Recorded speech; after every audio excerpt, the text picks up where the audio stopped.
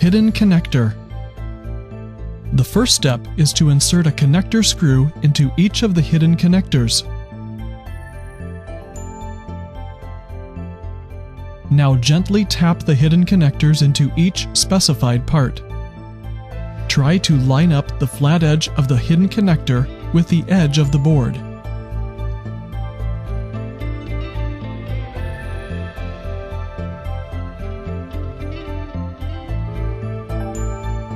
Adjustments can be made by inserting your screwdriver at an angle into the connector screw and rotating the hidden connector.